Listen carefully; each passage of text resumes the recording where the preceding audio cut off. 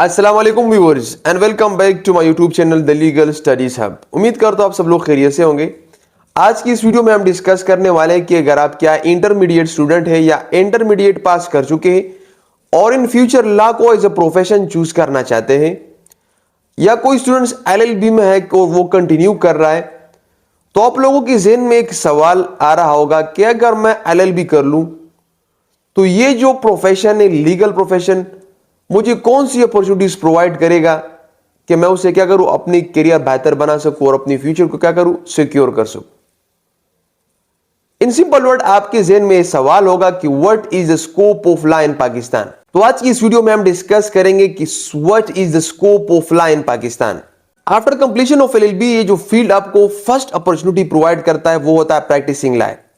जब आप लाइसेंस ले लेते हैं तो आप प्रैक्टिस स्टार्ट कर सकते हैं। प्रैक्टिस स्टार्ट करने के लिए आपको किसी सीनियर वकील के साथ ज्वाइन करना पड़ेगा, क्योंकि प्रैक्टिकल वर्क सीखने के लिए आप किसी चैम्बर को ज्वाइन करते हैं।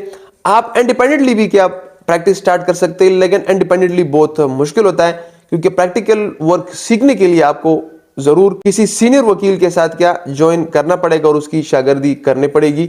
इसके बाद दूसरी अपॉर्चुनिटी जो ये फील्ड आपको प्रोवाइड करता है वो होता है एपीपी, यानी असिस्टेंट पब्लिक प्रोसिक्यूटर। यानी आप प्रोसिक्यूशन डिपार्टमेंट को भी क्या ज्वाइन कर सकते हैं। जब कोई गवर्नमेंट क्या करती है, वैकेंसीज अनाउंस करती है प्रोसिक्यूटर की, तो आप क्या कर सकते हैं, उधर अप्लाई कर सकते हैं और प्रोसिक्यूशन को ज्वाइन कर सकते हैं। उसकी जो क्वालिफिकेशन होती है या जो एलिजिबिलिटी क्राइटेरिया होता है वो इस तरह होता है कि आपके पास लाइसेंस हो और आप क्या है, आपने एलएलबी किया गया हो और आपकी जो एज हो वो 23 से लेकर 32 या 33 आई थिंक है, इस तक आपकी एज लिमिट हो, तो आप उसके लिए क्या कर सकते हैं, अप्लाई कर सकते हैं।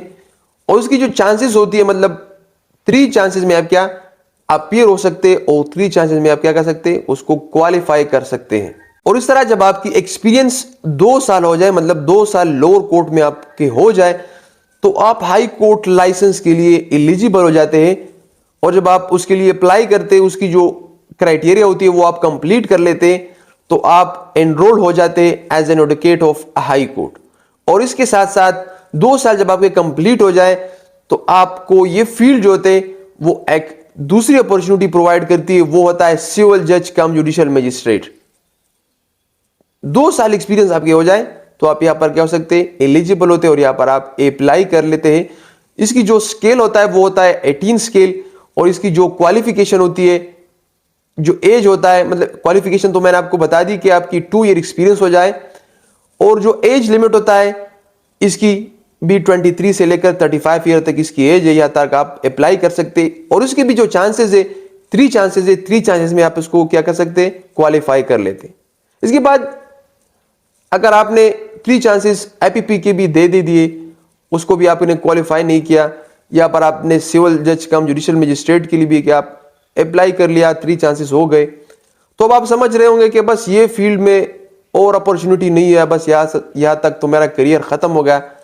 लेकिन इस तरह नहीं है। ये जो फील्ड है, इसमें जितना आपका एक्सपीरियंस बढ़ता जाएगा, तो ये फील्ड जो है आपको बेहतर से बेहतर अपॉर्चुनिटीज प्रोवाइड करता है अपनी करियर को बेहतर बनाने के लिए।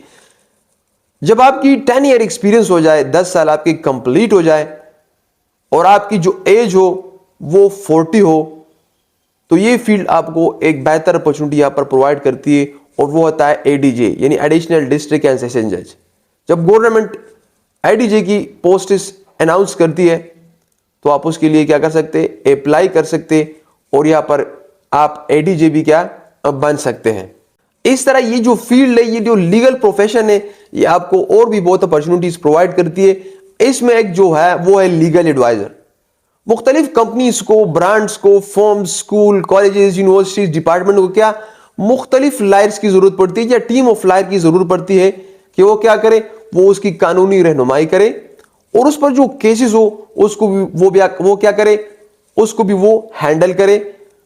तो यहां पर आप बड़ी बड़ी कंपनी उसका, जिस तरह मैं आपको बता दूं कि नादरा के भी क्या होते हैं, अपने लीगल एडवाइजर्स होते हैं। एनएचए के आप देखिए, उसके अपने लीगल एडवाइजर होते हैं। पुलिस डिपार्टमेंट के अपने लीगल एडवाइजर होते हैं। मुख्तलिफ प्राइवेट कंपनीज, इंडस्ट्री, स्कूल की भी क्या होते हैं, लीगल एडवाइजर होते हैं। तो यहां पर इस अपॉर्चुनिटी से भी आप फायदा उठा सकते हैं और बड़ी कंपनीज फर्म्स की आप लीगल एडवाइजर बन सकते हैं। और इसके अलावा आप एडीपीपी यानी असिस्टेंट डायरेक्टर पब्लिक प्रोसिक्यूटर भी बन सकते हैं। अगर आप प्रोसिक्यूशन डिपार्टमेंट ज्वाइन करना चाहते हैं और आप असिस्टेंट पब्लिक प्रोसिक्यूटर से रह गए, मतलब उसको आपने क्वालिफाई नहीं किया, तो जब आपकी 2-3 साल एक्सपीरियंस हो जाए तो आप एडीपीपी के लिए अप्लाई कर सकते हैं और असिस्टेंट डायरेक्टर पब्लिक प्रोसिक्यूटर भी क्या कर सकते हैं, बन सकते हैं। और इसके अलावा अगर आपका ख्याल है कि मैं वकालत नहीं कर सकता या वकालत नहीं करना चाहता और लेक्चरशिप की तरफ यानी प्रोफेसर्स की तरफ जाना चाहता हूं, टीचिंग साइड की तरफ, तो ये फील्ड आपको ये अपॉर्चुनिटी भी प्रोवाइड करता है।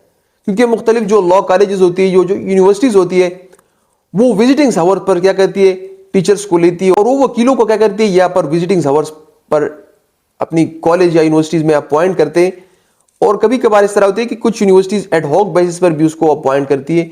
और उसके बाद जब गवर्नमेंट वैकेंसीज अनाउंस करती है परमानेंट पोस्ट के लिए, तो आप लेक्चरशिप के लिए अप्लाई कर सकते हो, यहाँ पर लेक्चरर भी क्या बन सकते हैं। जो वकील होते हैं, जो स्टूडेंट्स होते हैं, उसका ख्याल लेक्चरशिप की तरफ है, तो वो उसके लिए जरूरी है कि वो क्या करे, वो एलएलबी के बाद एलएलएम भी क्या करे, जरूर कर ले। तो ये इनके लिए क्या होगा, बहुत बेहतर होगा।